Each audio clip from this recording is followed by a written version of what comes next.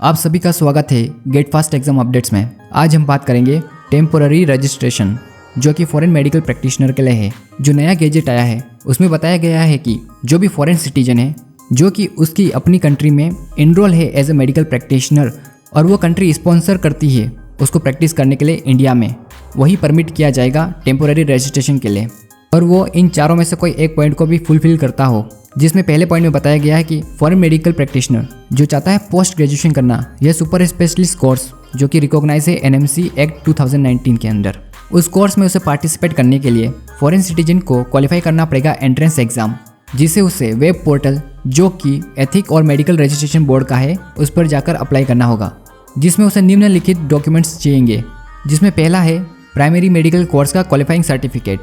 दूसरा enrol certificate उस country का जहां पर वो मेडिकल प्रैक्टिशनर है, तीसरा एंट्रेंस एग्जाम का स्कोर कार्ड, चौथा अलॉटमेंट लेटर जो कि किसी कंसर्न काउंसलिंग अथॉरिटी के द्वारा हो एडमिशन के लिए, पांचवा एडमिशन लेटर जो कि मेडिकल इंस्टीट्यूट द्वारा इशू किया गया हो, सिक्स्थ प्रोसेसिंग फीस देनी होगी जो कि फेवर हो एनएमसी के द्वारा। एप्लीकेशन में एप्लीकेंट द्वारा अगर सभी इन्फॉर्मेशन सही रही तो एथिक और मेडिकल रजिस्ट्रेशन बोर्ड द्वारा तो उससे टेम्पोररी रजिस्ट्रेशन दे दिया जाएगा जब तक कि उसका पोस्ट ग्रेजुएशन या सुपर स्पेशलिस्ट कोर्स कंप्लीट होने तक, जो कि लिमिटेड होगा उस इंस्टीट्यूट तक जहां पर उसे एडमिशन मिला है। दूसरा पॉइंट, जो कि foreign national registered medical practitioner है जो चाहता है फेलोशिप या क्लिनिकल रिसर्च या क्लिनिकल ट्रेनिंग या ऑब्जर्वरशिप करना, उसे भी सेम एथिक और मेडिकल रजिस्ट्रेशन बोर्ड की वेब पोर्टल पे जाके अप्लाई करना होगा, जिसमें उसे अपना नाम और फॉरेन सिटीजन का रजिस्ट्रेशन सर्टिफिकेट देना होगा। उसे यह इन्फॉर्मेशन भी देनी होगी कि कोर्स में क्या कंटेंट है, कितने समय का ड्यूरेशन है, ट्रेनिंग फैसिलिटी, टीचिंग और इंफ्रास्ट्रक्चर फैसिलिटी जो कि अवेलेबल होगी इंस्टीट्यूट की वेबसाइट पर। फीस की डिटेल भी देनी होगी जो कि इंस्टीट्यूट चार्ज करेगा। प्रोसेसिंग फीस भी देनी होगी जो कि फेवर हो एनएमसी के द्वारा। इसमें यह भी बताया गया है कि जो भी फॉरेन नेशनल जो कि रजिस्टर्ड मेडिकल प्रैक्टिशनर है उसकी सारी रिस्पॉन्सिबिलिटी उस कंट्री की होगी जो स्पॉन्सरशिप कर रही है उसका।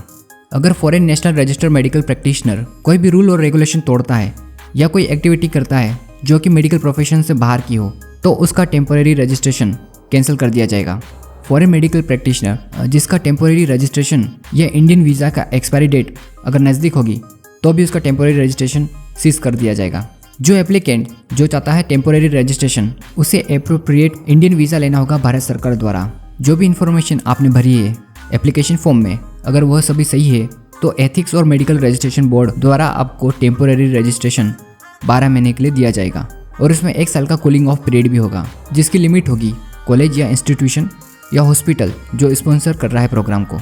थर्ड पॉइंट में बताया गया है एक्सपर्ट विजिट के लिए। अगर कोई फॉरेन मेडिकल रजिस्टर्ड प्रैक्टिशनर किसी इंस्टीट्यूट, मेडिकल कॉलेज या हॉस्पिटल द्वारा इनवाइटेड किया गया है जिसके पास मेडिकल नॉलेज, एक्सपीरियंस या स्किल हो किसी कंसर्न सब्जेक्ट में जिसमें वो सेमिनार या कॉन्फ्रेंस करवाना चाहता है, जिसका मकसद हो ट्रेनिंग देना किसी प्रोसीजर को सिखाने में जिसकी ज़रूरत पड़ती है अलग अलग मेडिकल प्रोफेशन में,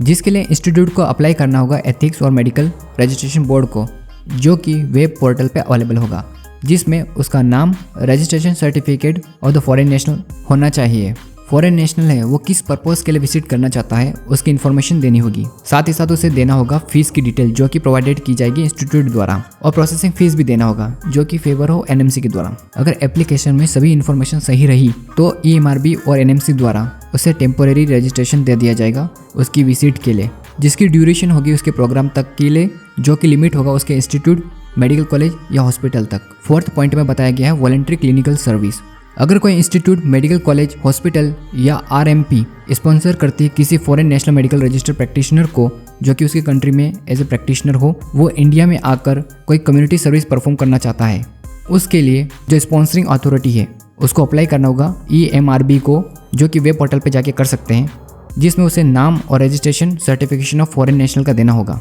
जिसमें इन्फॉर्मेशन भी देनी होगी कम्युनिटी सर्विस की, और एक प्रोसेसिंग फीस भी देनी होगी जो कि फेवर हो एनएमसी के द्वारा। अगर एप्लीकेशन में सभी इन्फॉर्मेशन सही पाई गई तो ईएमआरबी टेम्पोररी रजिस्ट्रेशन दे देगा, जिसका मैक्सिमम पीरियड होगा 12 महीने का और 1 साल का कूलिंग पीरियड होगा, जो कि लिमिटेड होगा मेडिकल कॉलेज, इंस्टीट्यूशन, हॉस्पिटल जो कि स्पॉन्सर कर रहा है। अगर इसके रिलेटेड आपको कोई डाउट हो तो कमेंट में ज़रूर पूछें।